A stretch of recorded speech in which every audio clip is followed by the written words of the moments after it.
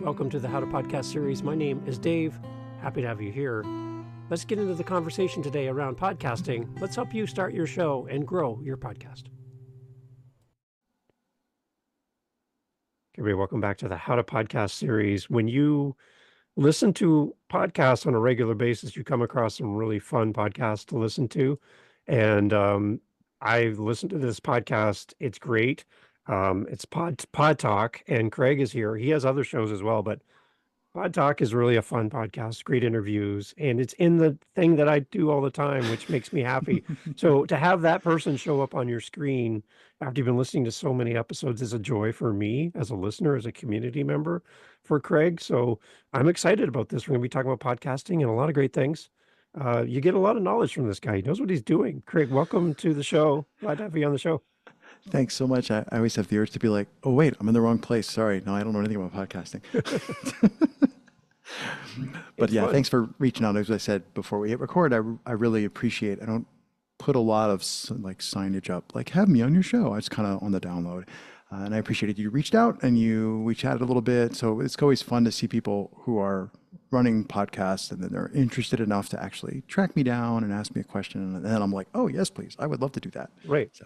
Okay, tell us about your shows, because there's more than one, and I feel akin to you, right? I feel akin to you. This is good. This is the part where I go, hi, I'm Craig. I have a podcasting problem. I don't mean to diminish the Alcoholics Anonymous thing, but like it's a problem. Hi, Craig. So I currently have 4 shows, one of which I've kind of parked. Well, you've got like 9, so you shouldn't be the stuff throwing rocks. Okay. The one of them that I parked is really total like nerd fest. It's really about conversation. So I'm just not going to bother talking about that one. That one's called Open and Curious. It still exists, but it's paused. So I have 3 active shows. One of them is called Little Box of Quotes.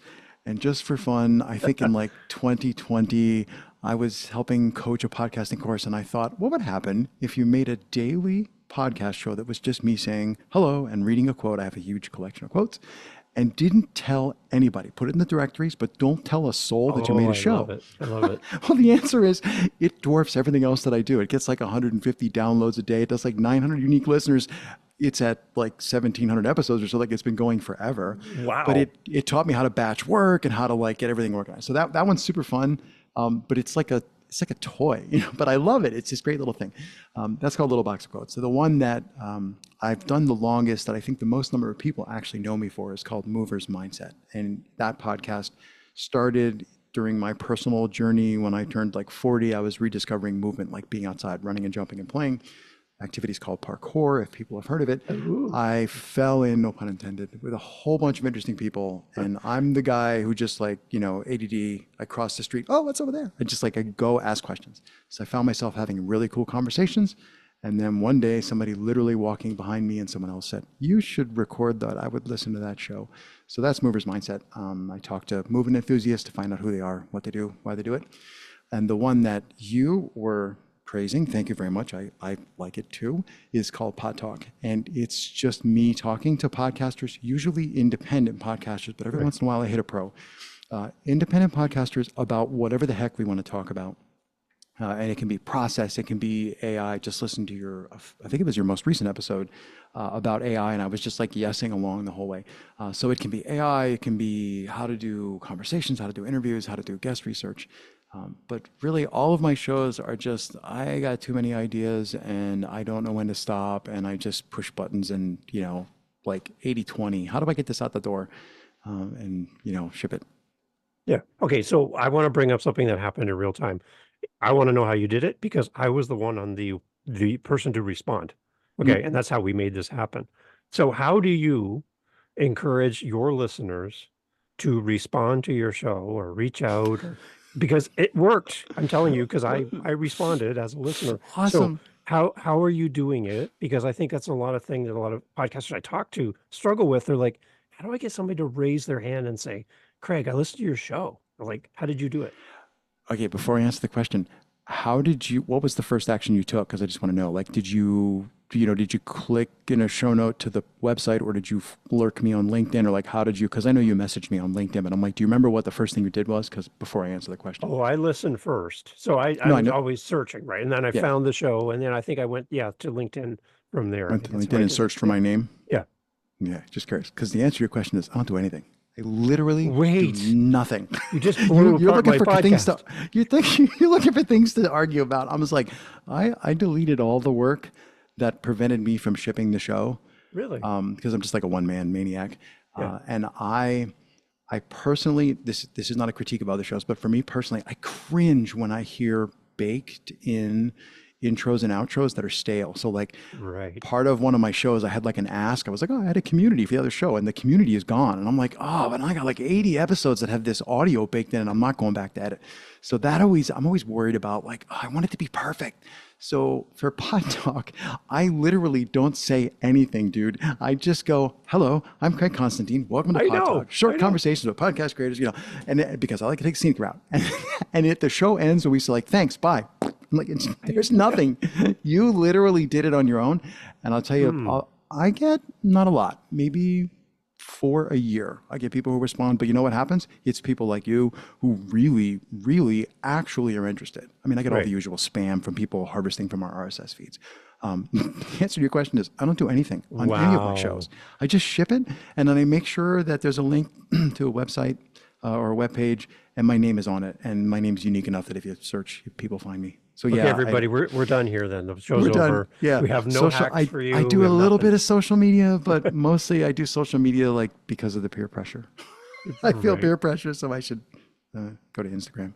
Okay. Sorry. Well, I'm telling you it works because Yeah.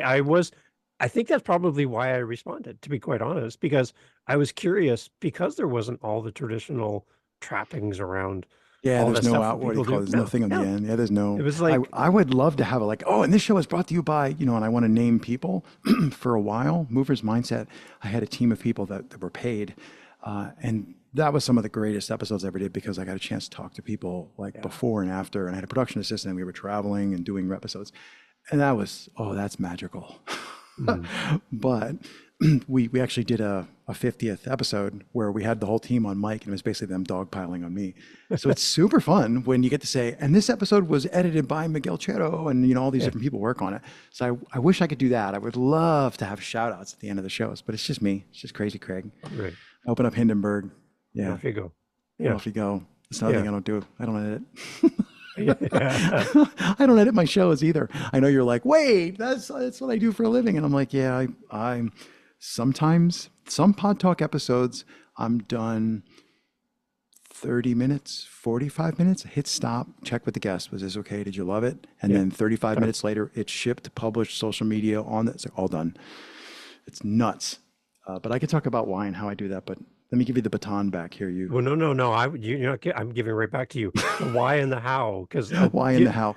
the I reason got I'm asking, Craig, is because there's so much noise in podcasting right now about the 45 things you have to do after you record yeah. your episode, where Oh. people are like, "What? I already have a full-time job. I don't need this. I don't need to make my week 80 hours with a Mhm. podcast. So if I have to do 45 other steps, like all the It's not gurus are happening. saying, then I'm not going to do it." Yeah, And I think that's keeping that's the people answer. out, right? Oh, absolutely. I mean, it keeps people out. It scares people away. I don't travel a ton, but I travel enough, and I run into people, and sometimes people recognize my voice, which is a very weird experience when somebody goes, "Oh, that Craig," Yeah. and they ask me, "Oh, I want to start a podcast," and I literally go, "Don't do it." And they look at me like I'm whacked. And then I go, and they're like, huh? And I'm like, because if I say don't do it and it scares you off, you would never make it. Like there is a bit of a learning curve and there's a bit of work to do. But you're right about the 45-point list of things you have to do. That's all BS. What happened to me was I'm a checklist guy. Process, like I am process oriented. And I think that's super important. You have a bunch of cool episodes. People should scroll back and look. You have a bunch of cool episodes way back about process, and process is the magic sauce. So if you think anything I'm doing is work, if anybody listening thinks anything I'm doing is working well, it's because of process. What happened was I would hit stop on an episode and then I would get stuck. I'd like next morning I get up and I have a piece of paper and it's like, oh, I really don't want to send that out. And then I get to the thing and then, oh crap. And I got to write the intro and then I got to do the tracking. And then it'd be like 3 days would go by, 4 days would go by. And then I'd be like, wait.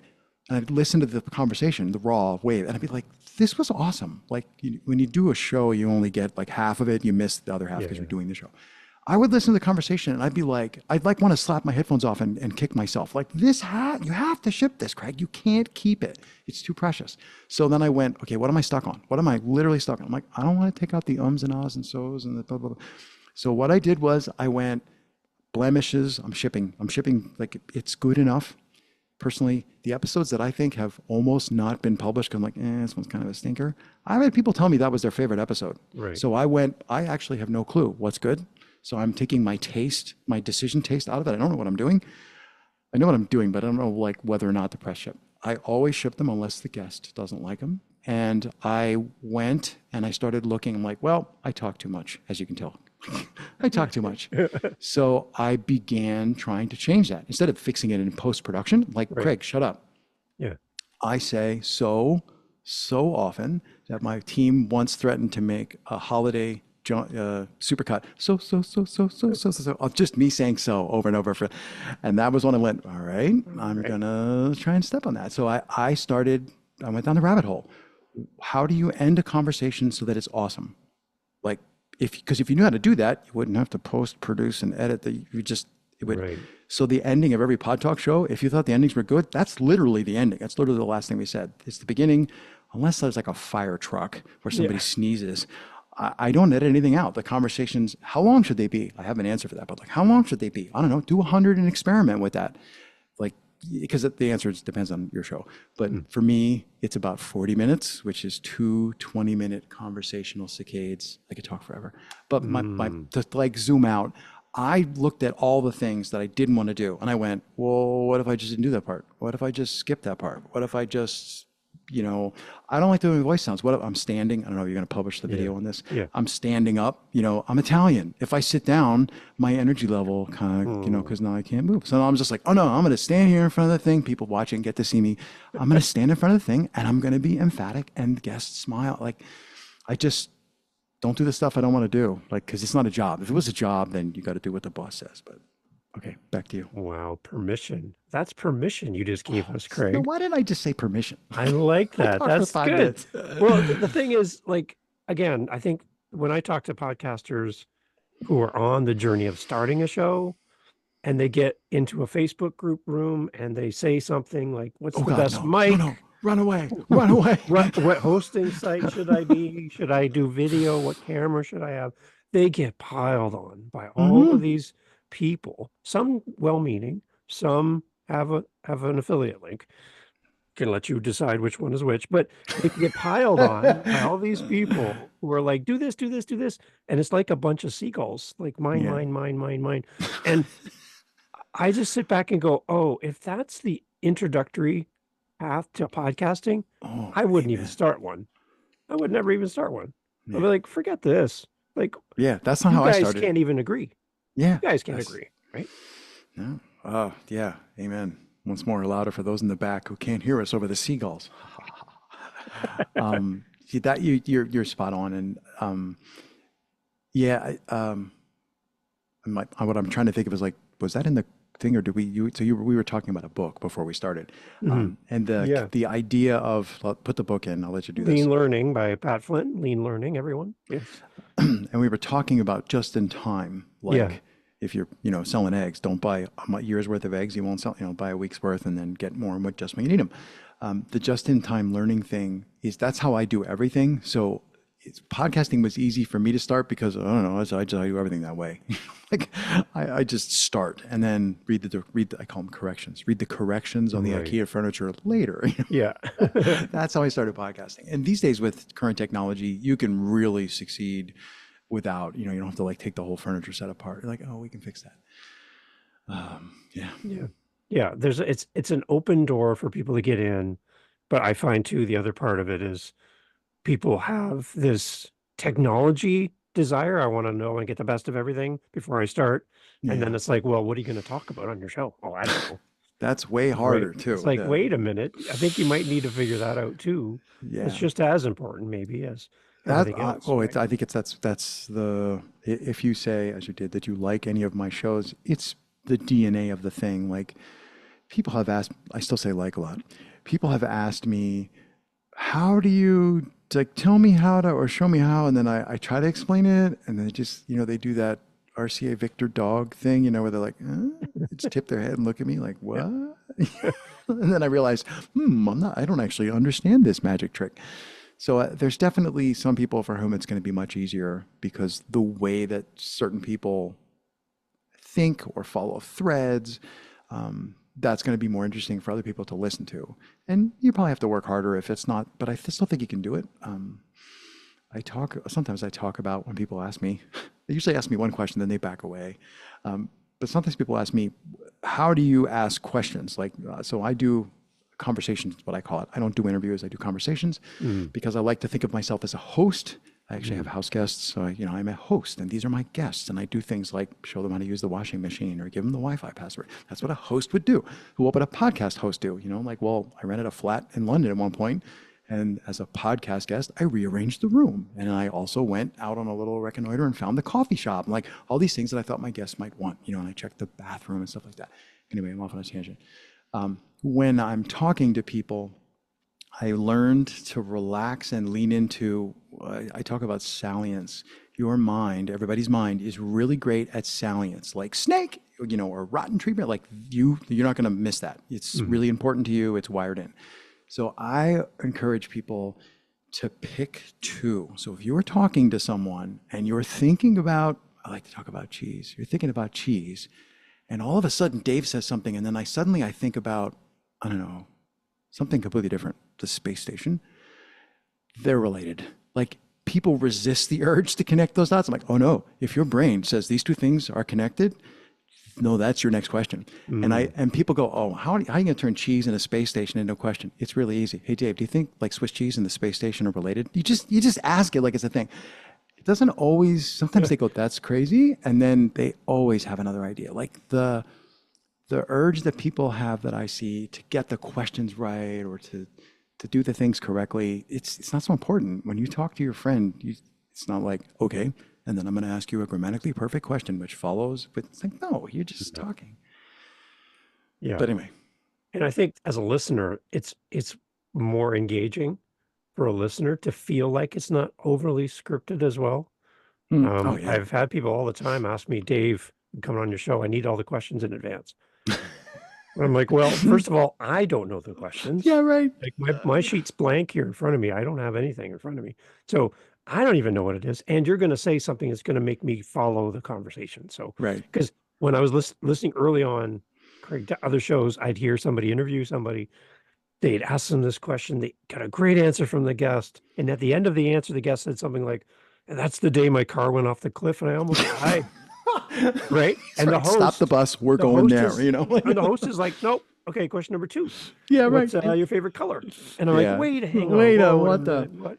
And never Yeah. even acknowledged that there was an answer to the first Yeah. question. And I'm like, I want to do it differently. I want it to feel like it's something that's happening in real time because there's going to be somebody listening to this in the future. Yeah. Right. And the Yeah. interesting comment I got back on my Living the Next Chapter, my author podcast, was I had a listener reach out and they said, the moment I had a question for you and Craig, you asked the question. How did you know to ask that question in that interview? And I said, well, I recorded it 4 months ago. Yeah. I, I'm just curious. That Right. was just what came to mind. Right. What a connection point, though, for the audience to feel like they're here in the room. So one Yeah. of the things I always say to my guests in a pre-chat is, imagine there's one more person here and they're more important than you and I combined.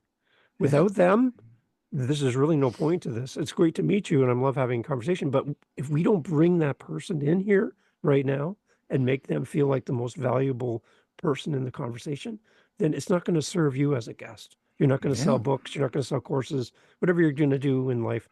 Without that person here, right, we got to Yeah. acknowledge them. So I like to picture a football game, baseball, whatever you got, and the stands are filled with faceless, nameless people, and then all the activities out on the field. On the field. Imagine bringing one of those fans out of the stands and not just upgrading their seats, Yeah. but You gotta bringing stand them next to the onto, coach. bring them onto the field with Yeah. the players. Like, do that in your interviews. Bring that person that's listening that you don't even acknowledge. They're here, but they're somewhere, and bring them into the conversation, right? I love when my guest turns their attention away from me and Yeah. turns their attention to the person listening and going, I know you're listening to my conversation right now with Craig. You got to check out this podcast. Like, you guys are just amazing, and you're going to learn this, this, this, and this, and bring that person into the conversation. It's a great way to build that bond, I think, with our listener. I mentioned earlier when I was talking about Mover's Mindset, I mentioned working with someone who actually traveled with me. And, we got to be really good friends, like planes, trains, all kinds of stuff. But that person used to sit in, so there was literally a third person in the room. And it really changed the dynamic because she wouldn't, I mean, unless something really wacky went off the rails, she wouldn't ever say anything, but she was always sitting there. And I've heard her tell this, like, stories about those. She's like, that was so cool to get there, to get to sit there and actually listen, like to be in the moment. So even when people are only present via audio, it's a space that's really, really neat to be that listener. It really is interesting. All right. So with all of your episodes, like All two. 1,700 plus for a little box of quotes, like, that's amazing. As you've been going through your podcast journey, Craig, what are you learning? What are you still learning as well as a podcaster? Oh, that's a good question. Okay, snarky answer first. I'm Good. nuts. There's something wrong with me. I'm sorry. I keep learning that lesson over and over and over. And I try to be honest. So that's actually kind of a real answer. I try to be honest with myself. So if I have like a bad day, I'm like, well, maybe you shouldn't have done 3 podcasts in one day. Like, duh. Go change your Calendly setup. Like, what's a cadence? What's a pace?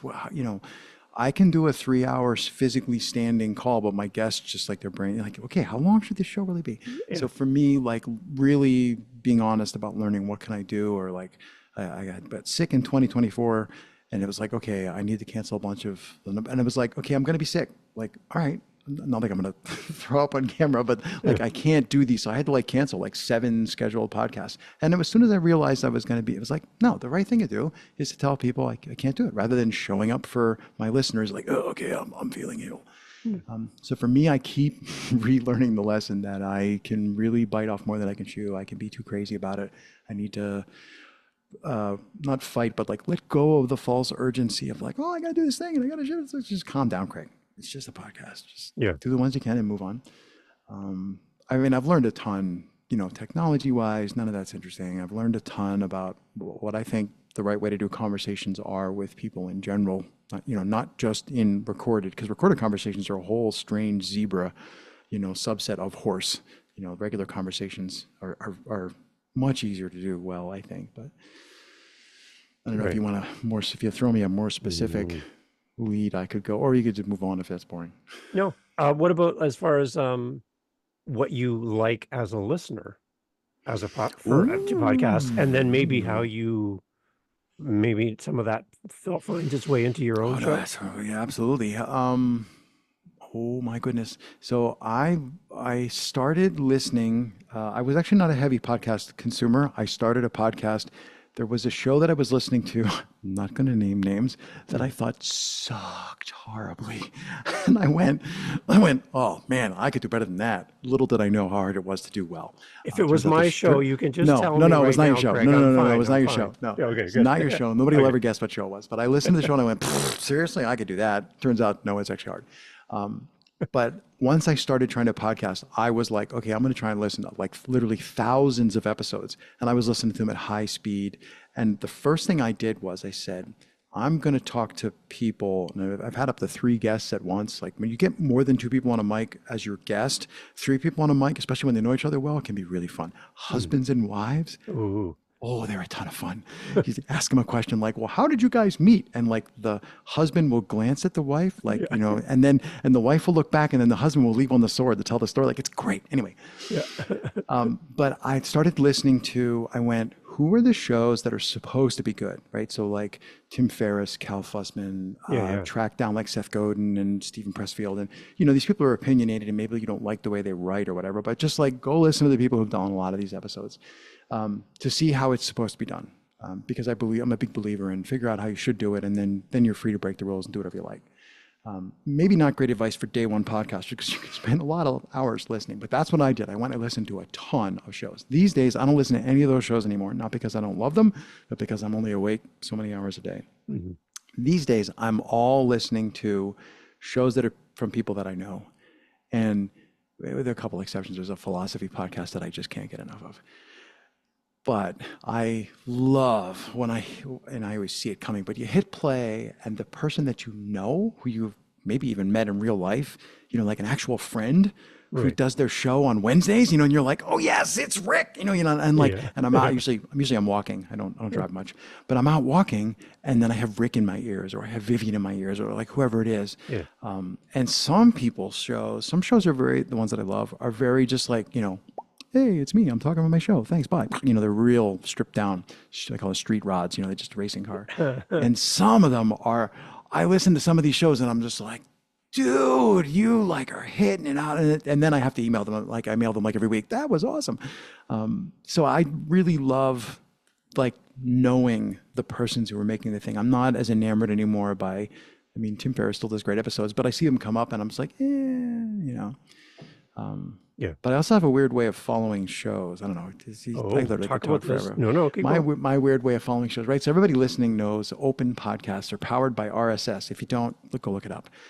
So I've been an RSS reader user since before they invented I come from pre-web days. Yeah.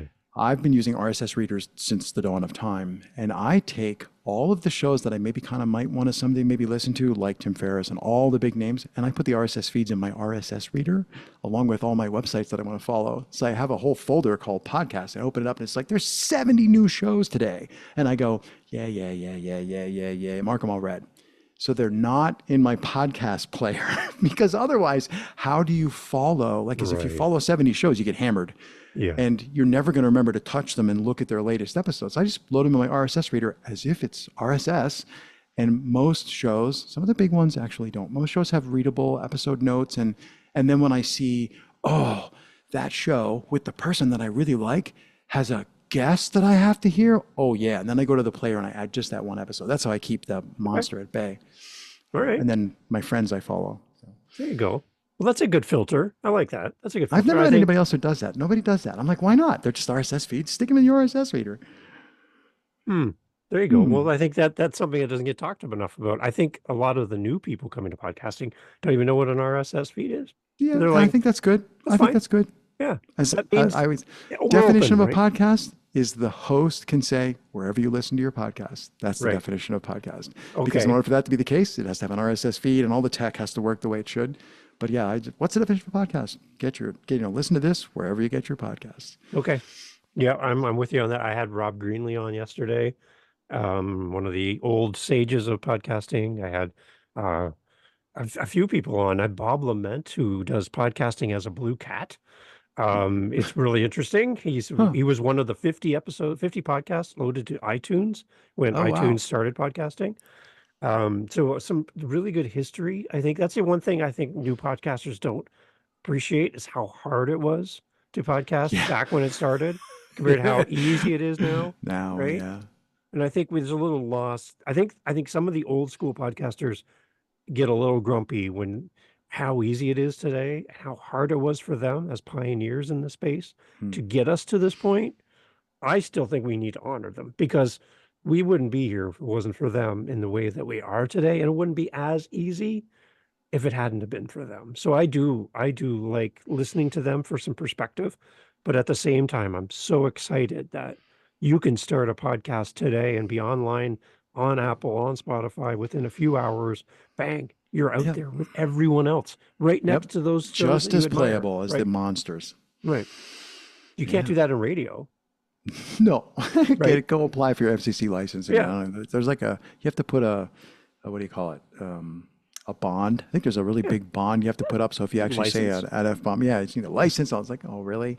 Limited spectrum. Right. I can't get my movie on Netflix as easy Yeah. as I can get a podcast up. I can't write a song and be on Spotify with music with all the other Spotify people. Yeah. I can't do it as easy, right? So podcasting has this ability to put you right next to the podcast you love. And all it takes is for you to start, really, right? See, So two things popped to mind. I just thought there is a service that I can't think of. I don't get any money from it. And I don't want to say the wrong name, so maybe I'll be able to remember it, or maybe you know which one I'm talking about. There's a service which you tell it your show's name, and I don't know how it does it.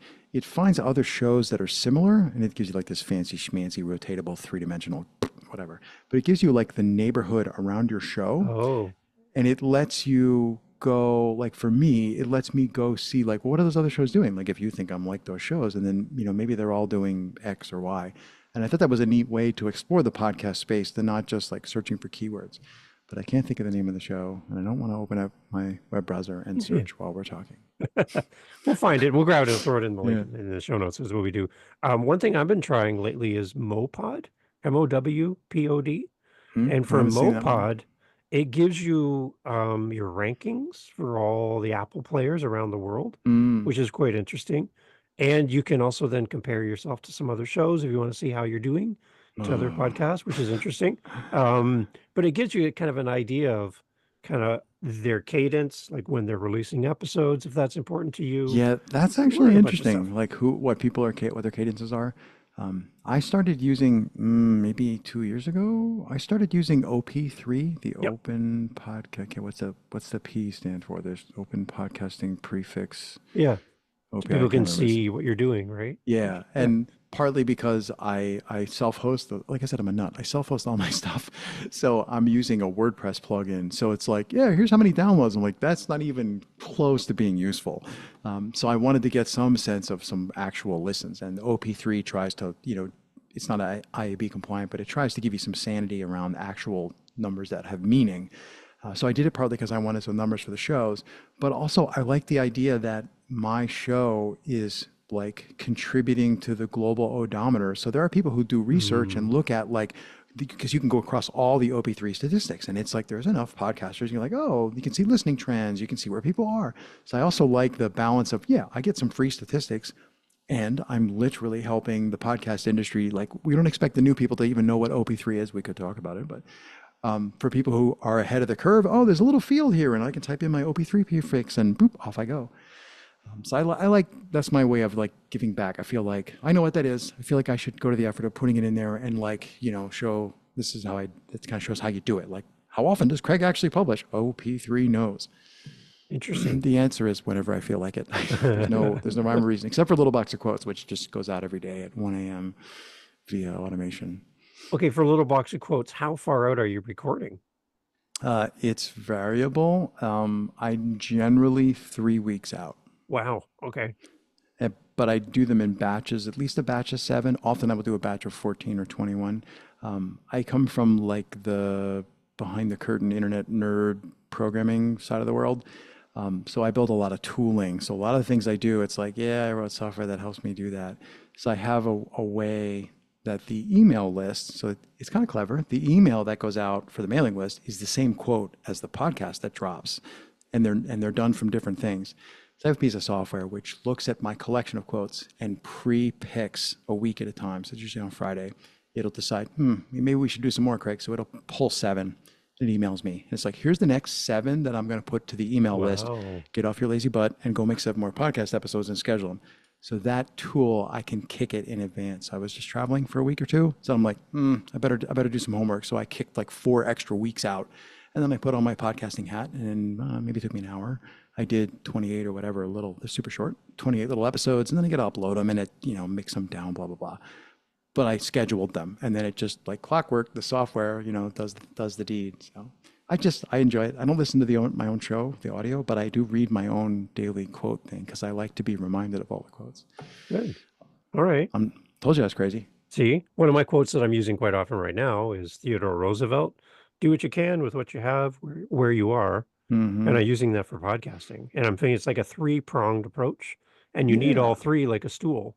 Do what you can. So what can you do as a podcaster? Just do that. Where you are. So you don't need any more knowledge. You're good. Lean learning, right? Yeah. You got enough. Let's just keep going. Do what you can with what you have, where you are right now. You're not lacking in anything.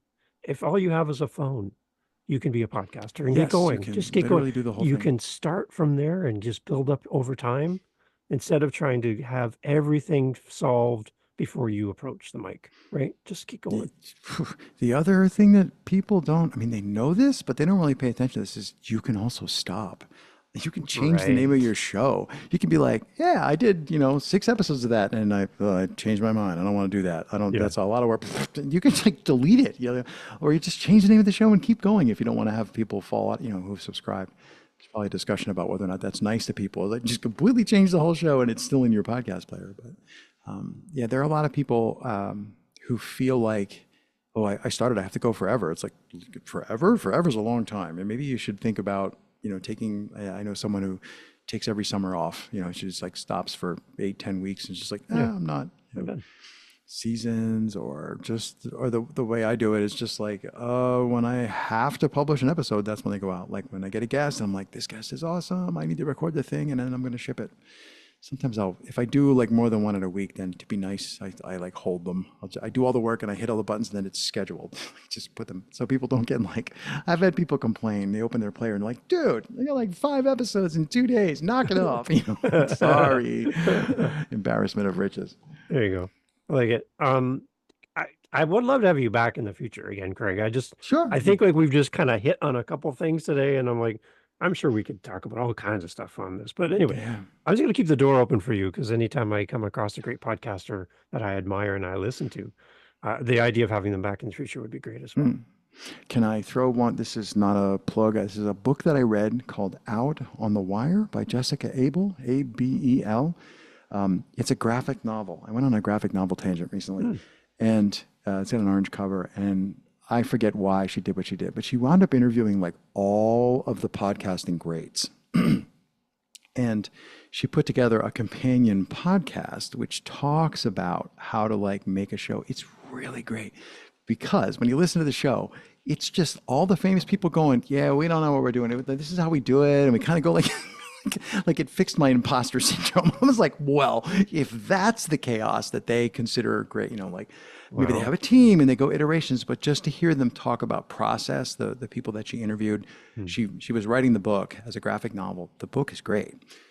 And then all the people that she interviewed, so it's a lot of crap tape. It's like, like a cassette recorder in a loud cafeteria. And she was just recording material to write the book. But then afterwards, she made podcast episodes out of them. So it's a really great show. It's ancient, but it's like frozen in time. And that's a fun one because I really enjoyed listening to all these people like, oh, that's this person, that's that person, and hearing them talk about, well, here's how I do it. This is great. So Cool. that's a good one. And not often mentioned, Out on the Wire. And it means out on the wire, not like we published it. It's out on the digital wires, like it's shipped. She means out on the wire, like on a tightrope between buildings with the balance, like go out on the wire and ship the thing and do the work. It's a really great. So I like it. I like to talk about it because it's a fun book. It's good. You go out and keep your balance too, right? Yeah. Keep your There you balance. go. Take the All next that. step. If you ever saw the old movie Man on a Wire, walking between the World Trade Centers, it's like the whole idea of like, don't look down, just keep walking. There you go. Okay. That sounds like podcasting. I like that. What could possibly go wrong? Okay, go wrong. Craig, again, where do we go? I know you're really good at social media and promoting your podcasts and all these things.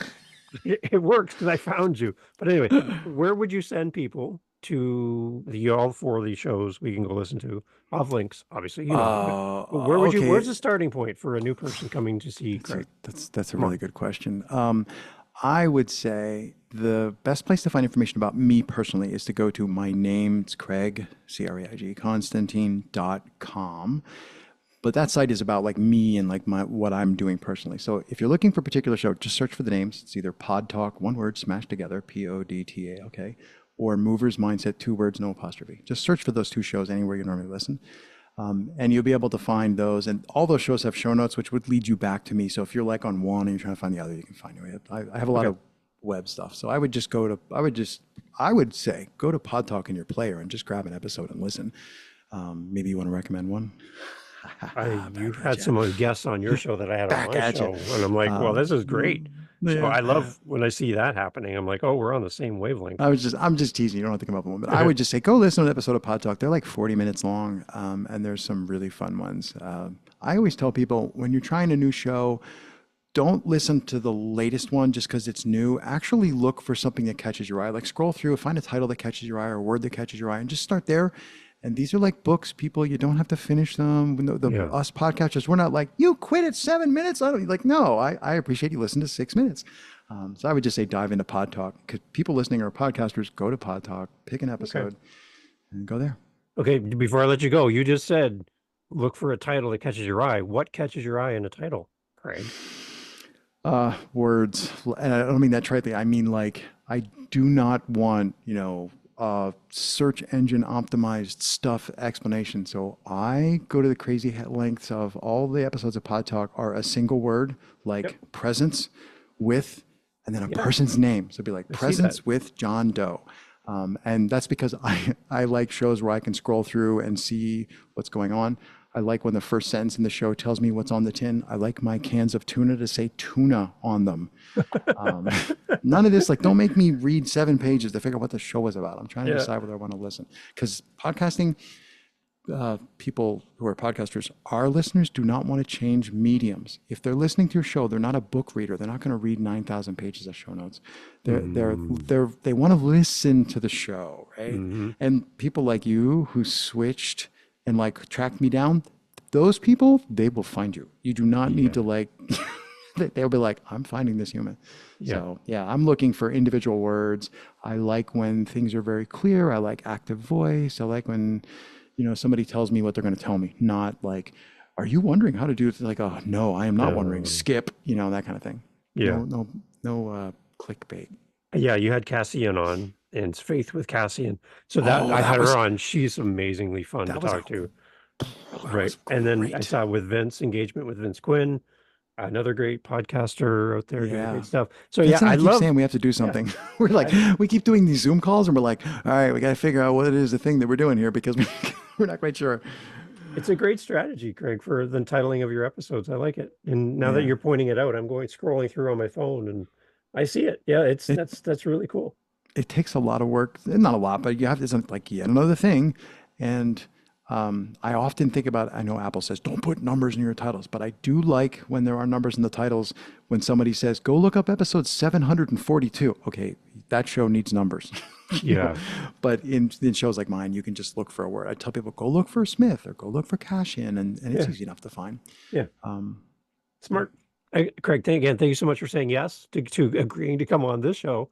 And again, as a listener of your show, I just want to say thank you. I have so many things to go listen to, but I just want to say thanks for creating great content, hosting these great interviews and conversations, as you like to say, which I totally agree with. And thanks for showing up for us as your community. I really appreciate you. That's my pleasure. I do what I can. Terrific. Thanks. Excellent. Everyone, go grab all of Craig's stuff in the show notes. I'll have links to all of his shows so you don't forget any of them. And we'll have a link to the book, again, out on the wire, and that as well. Lots of good stuff. Create a process for your show. Have a conversation over an interview. And when you want to talk podcasting, go check out Craig's Pod Talk. There you go, Craig. How was that? Terrific. I love it when I don't have to do that. There you go. Thanks, Craig. Appreciate it. Thanks. Thanks for checking out the video version of the How to Podcast series. You can always hear us everywhere. howtopodcast.ca. Come check us out. I'd love to talk to you soon. Thanks for being here.